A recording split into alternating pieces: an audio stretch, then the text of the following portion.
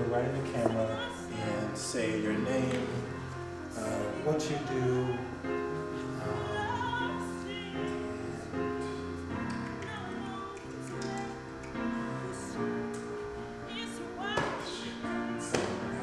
I don't know. Whatever floats your boat afterwards. Okay. Hi, my name is Simone Joy Jones. My artist name is Simone, and I am an artist and an actor, and a cool ass nigga.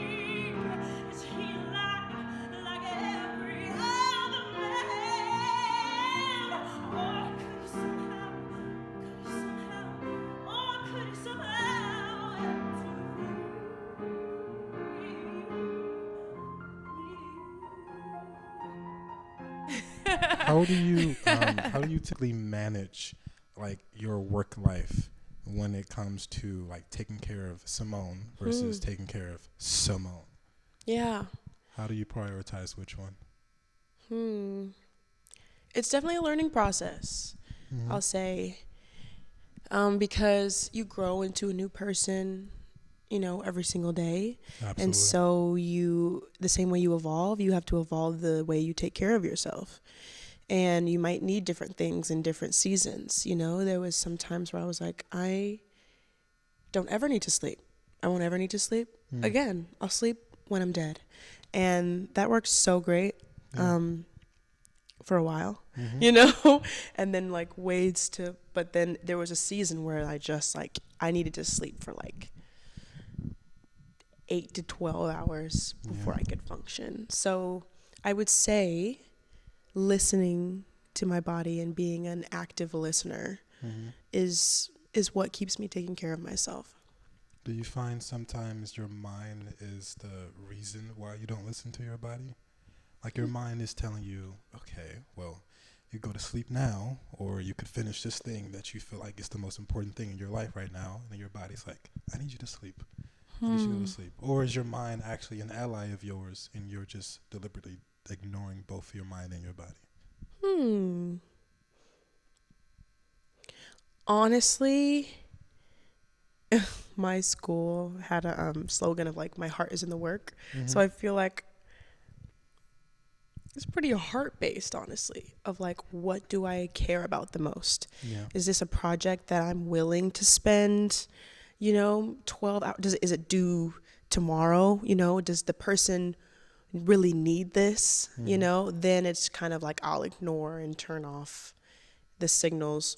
Or growing up is the not procrastinating of oh, I do really care about this, and I care about my body. So you're right. It's the putting myself more first. Yeah. When I kind of had myself on the back burner with work.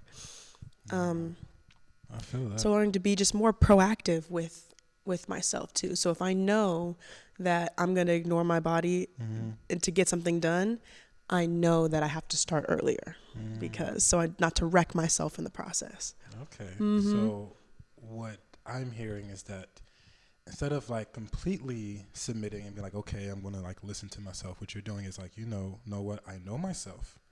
I know what's about to happen. So let me prepare so that I don't have to go through that decision of having to listen to my mind or my body. It's let me take care of it now. Exactly. Yeah. I'm just now learning that. It takes some time. Learning a version of it. I don't know. Sometimes I could find myself in the loop of being proactive when it comes to paying attention to me, and then I'll fall out of that cycle and then become the old workaholic Mercy. And it's something that I've dealt with for majority of my life. I used to be just workaholic Mercy, and that's it.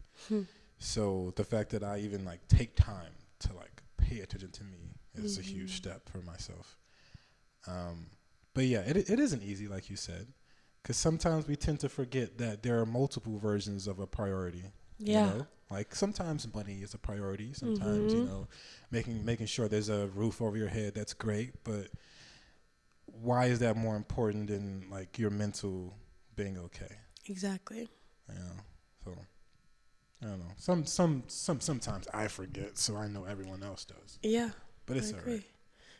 Either forget or ignore. I definitely ignore. I don't think I forget. My fault.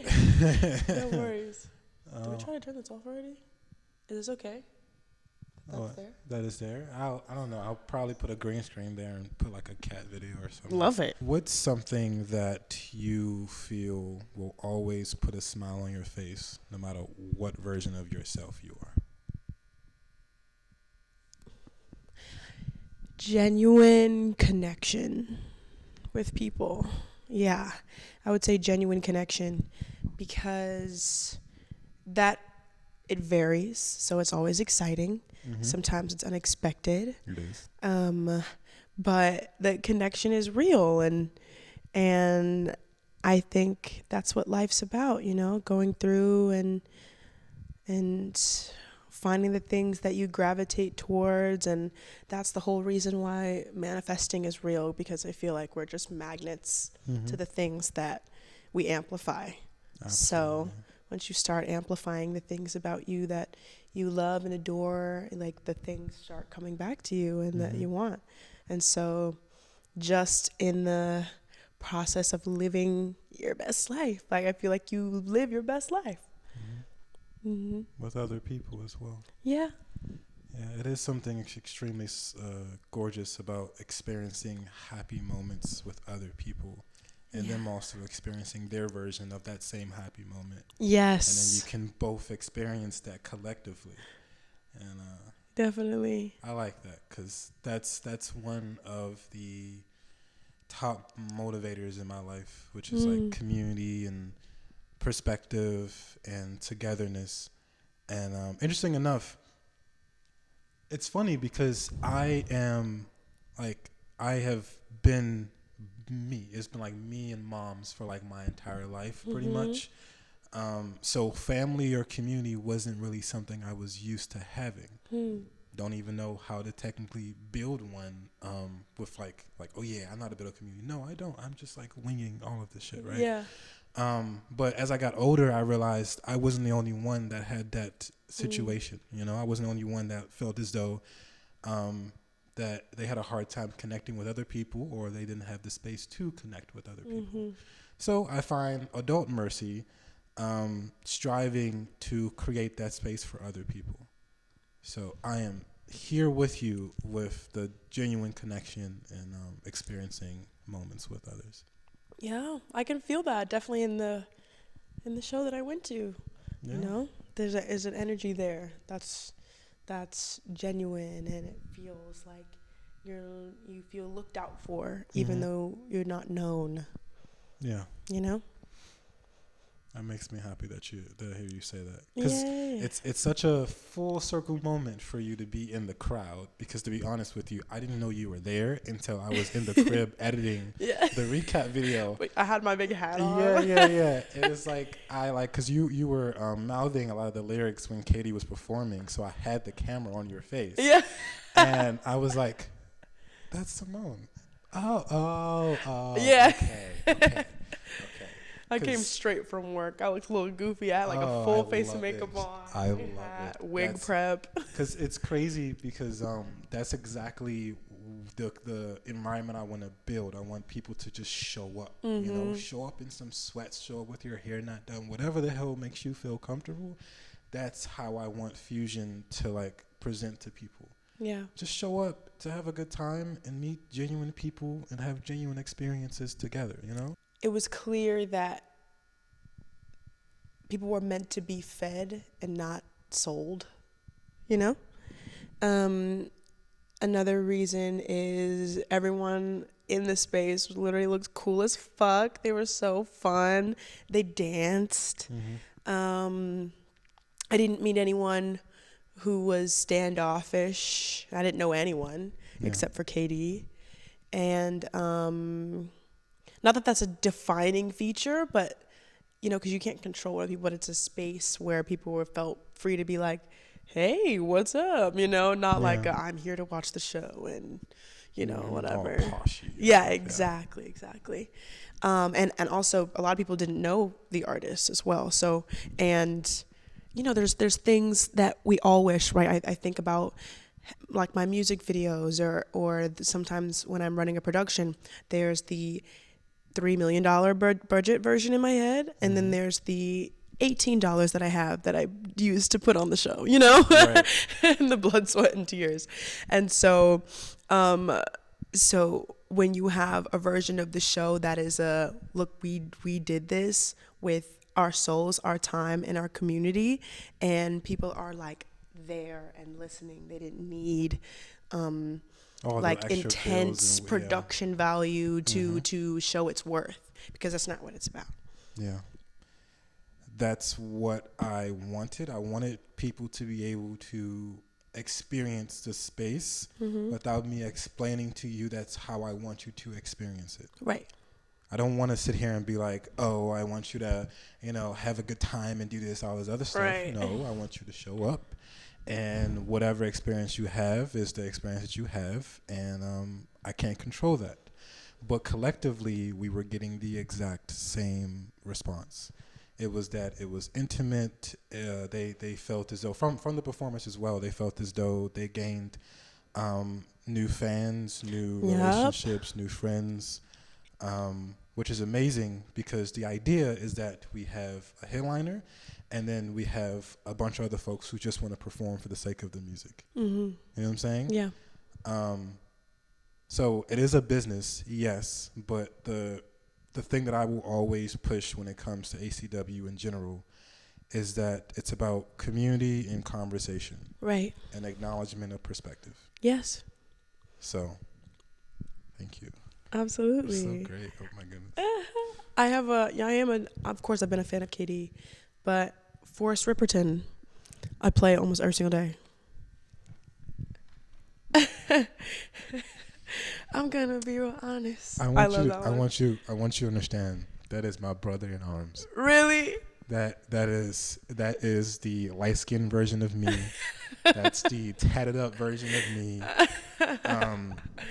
I have known Forrest for about 6 years now. We went to college together. We lived in New York together. We live out here together. Yeah, man. I have siblings, but he is family to the core, you know? Yeah. So I had to have him in my first show. I had to. Yeah. You know what I'm saying? He's great. I listen to him every day. Like every time I get in the car, it's the, where you at? I'm on my way. Literally. I'm so happy that you're saying this on camera. Because you don't know how many conversations me and this man have about me wanting him to be a musician and understand that people love him and that he's amazing. Because after that show was over, everyone was like, Forrest this, Forrest that. I love that song. This song is this, da-da-da, all this other stuff. Yeah. And I'm like, yep. Absolutely. But nah, man. Yeah. So that's the reason why we do it. Yeah. Because Forrest, love him to death. He's always back and forth with like his music and fashion, and he's great in both of those things. But I wanted to put him on stage so that he can understand that he will always have a place in music. Right. You know, that those doubts or those worries, you know, it's not necessary. Yeah. I wanted people to see him how I see him. Right. And that's what happened. So it's like, what if I can do that for all these other people? Mm-hmm. You know?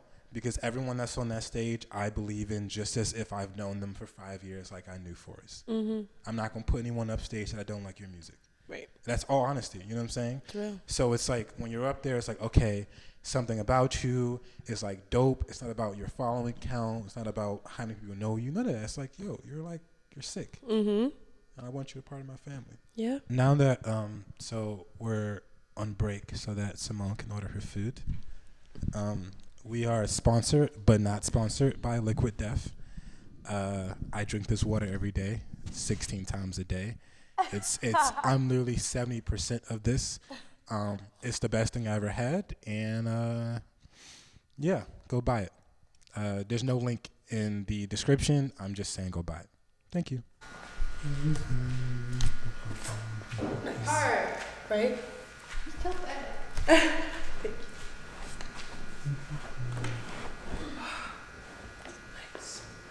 Oh, I saw somebody out there. I'm walking, they go, Lisa! And I'm like, and I turn around, just like a gaggle of men. And I'm like, hey guys. Hi, how are you? Hey. I love them here.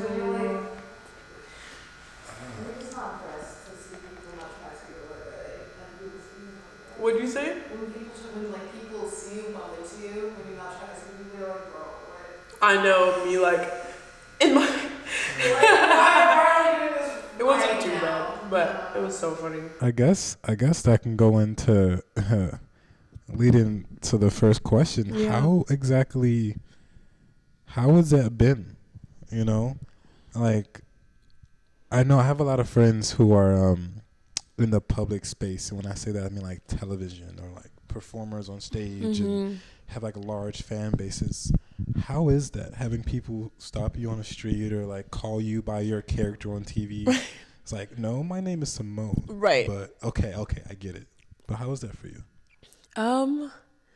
It's still weird. It's still weird. I mean, it just started happening, and it's still weird. But like, it's cool. But now when people call me like Lisa, it's like, oh, I know what you know about me, you know, and none of it's real. So like in that sense, it's kind of like cool because it's like, oh, my work has been able to reach, you know, and then like and it's weird because like now my face is like, it's like not like a secret that's for myself and for my friends. Everywhere. It's like for everybody now. Wow, I never thought about it like that. Right. It's like for a long time in your life, it was just like, okay, my face is known by maybe passerbyers and my friends and my family. Exactly. These quick interactions with people, but now it's known by folks I will probably never see a day in my life. Yeah. And they know me by another name. Yes. Oh, that's cool. Yeah. So sometimes it's really cool, and sometimes it's like really weird. Yeah, it's really weird. And yeah. So that's how I feel about it. I do want to stop and thank our lovely guest for being an amazing host, which doesn't make any sense, and helped out everybody in the room with like coffee. Oh my and it actually tastes good because I actually don't like coffee. Right. But I do like this. So like, shout out.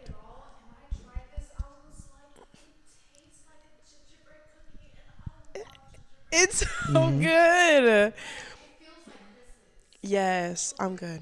Oh, of course. You know, you can really trust someone when they just get you something and it's good.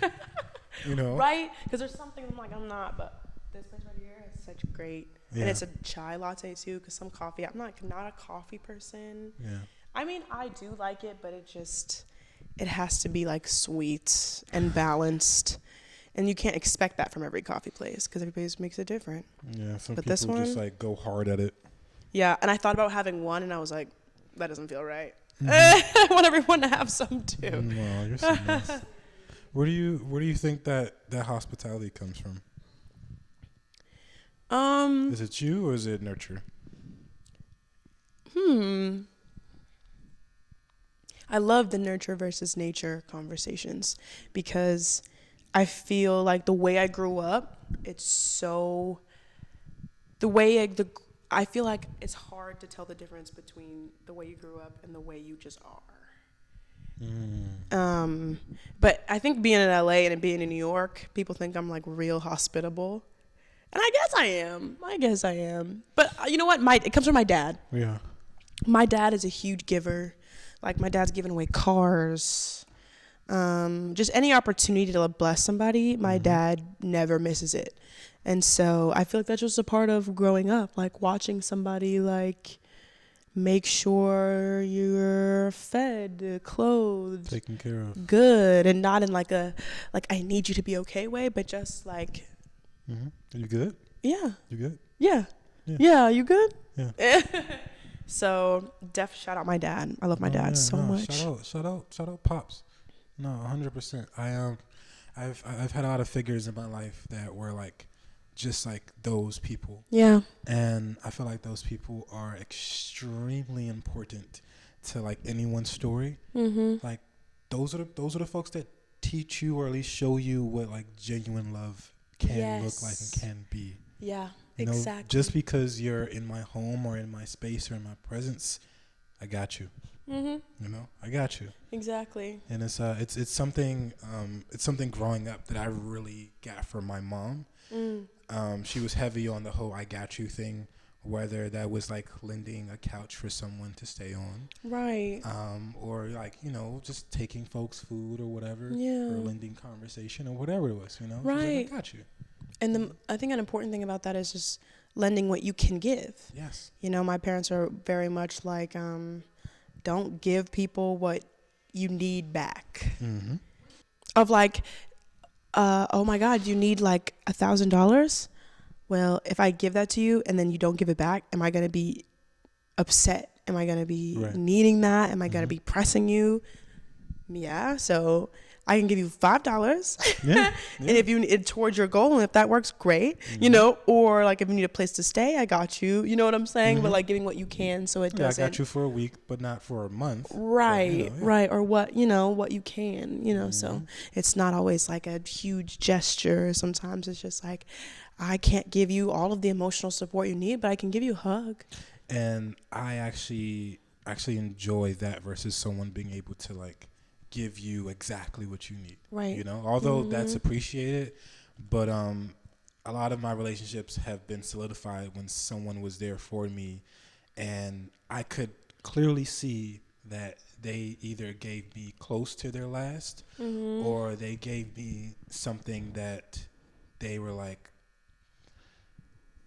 or they were just there for me and gave me like a leg up, you know, versus being like, I'm going to give you everything. It's like, no, you know, I have something here. This can help you out, help you get to the next step, to the next step, to the next step. And I always refer back to like video games and stuff when you're like on your quest. Yeah. And like there's always someone there to lead you to like the next quest or the next goal or the next trophy or whatever it is. And I think those people are like extremely like of value. Can you say that you've had a lot of folks in your life that have been like that pillar or that like next step for you? Absolutely. Yeah. Absolutely. Like here is one, you know, I mean, I feel like I go through life knowing that God is working for my good. And so I feel like there's an opportunity for great things to happen everywhere. Absolutely. And I think when you look for them, you find them. I think whatever you look for, you find. So I think, you know, when you look for a great day, you have a great day. Or when you look for good people, you find them. But as long as you're doing it within good reason. Right. And then, or you're smart enough, or maybe sometimes it's not smart, but like protected enough to weed them out. Absolutely. You know what good, genuine feels like and looks like. Yeah. But yeah, I find it, my family huge. My friends that I have made, even the ones that haven't like made the full journey with me to where I am right now, where it was in that moment, whether it was like just, maybe it was like unintentional, like my friend literally changed the like direction of my entire life, like the trajectory of my life, when he said, because I was apologizing a lot. I was like hunched over when I walked into rooms. I was like nervous, you know, and I was just like, I don't know why I'm doing that. And he was like, it's okay. We're constantly evolving from the person we created to protect ourselves. Absolutely. And I was like, I need a moment, because that literally just changed my entire life. I was like, I'm going to leave now because I just can't even digest what you just said. Like, and then he was just like, oh, you know, like continued his day. And I was like, I literally have to go home.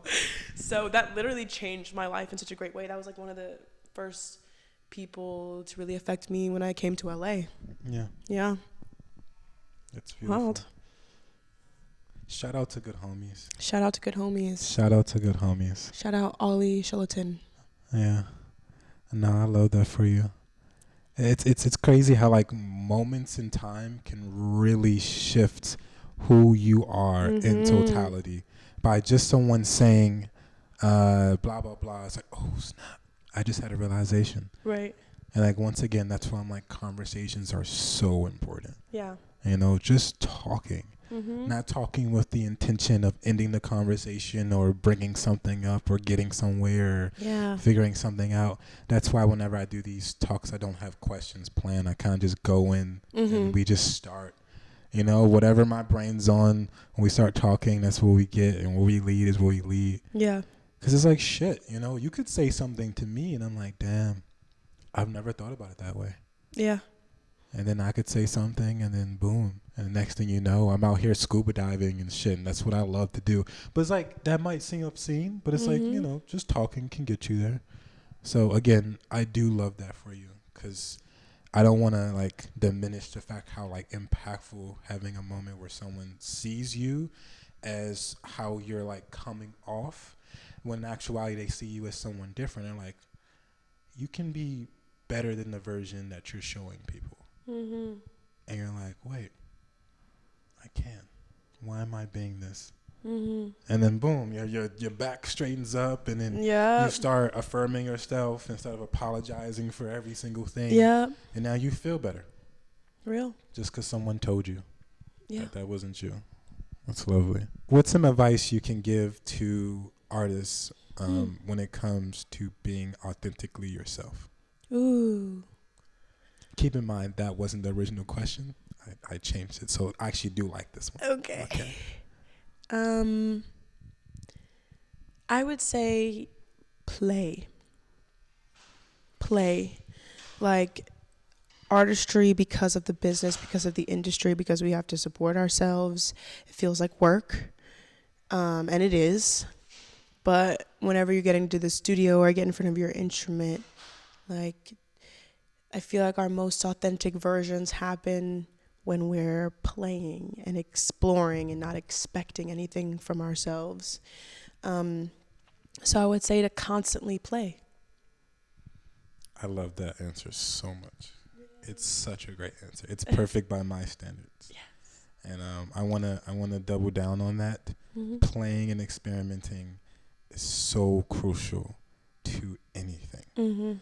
Majority of the stuff that I do, someone could be like, oh, you must have went to school for that. It's just intuition. It's me being like, oh, I want to see if this happens if I do this. Or maybe if I change this to look like this, I might like it or I might not like it. Okay, if you don't like it, keep going. Keep trying. Put it down, come back to it. You know, it's supposed to be fun at the end of the day, and I feel like a lot of us tend to make our careers our lives. Yeah.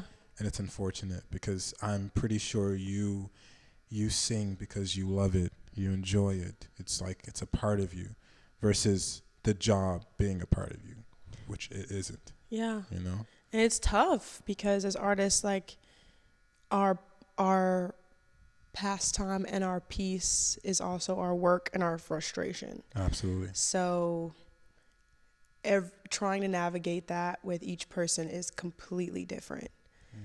And I constantly have to figure it out. Like even last summer, I took a break from acting because I had never taken a break since I was probably, I'm going to say 10 years old. Jeez. Just every summer.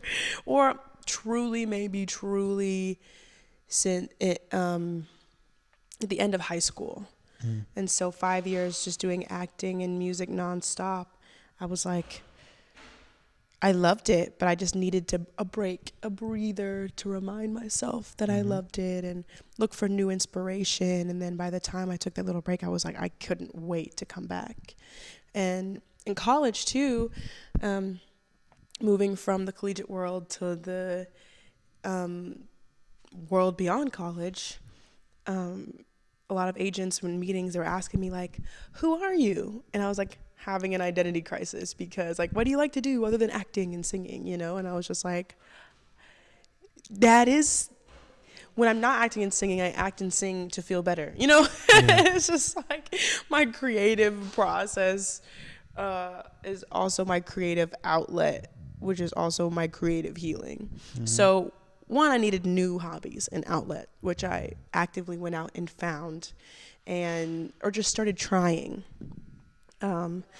But yeah, I don't even know why I said that. It's okay. Okay. Yeah. But just the conversation around identity and and being yourself and trying to find out who your authentic self is a constant process. It's not easy. Absolutely. No, props to you for taking time and recognizing that you're more than just like acting. You're more than just a musician. You're more than just a voice. And they're like, wow, I think I like other things. And then acknowledging that there is something not favorable about relying, how do I say this? Accepting the fact that you are more than just the thing that you love. Right, exactly. Right? Mm-hmm. And then seeking out other things that you can say that you love or enjoy doing for the sake of doing it, not because there's a purpose to execute all the time. Because when you act, execute all the time. When you are singing or when you're, writing a song or whatever, you might be able to evoke emotion in those moments, but you're still executing with purpose and intent to possibly release, versus going out and taking a pottery class. You don't want to sell pottery, maybe, but right now you're kind of just making it. Yeah. And that's the enjoyment of just doing stuff. But nah, fuck yeah. You're cool. Yeah. Yeah. You're good peoples. Thank you. You can look right in the camera and say your name, what you do, and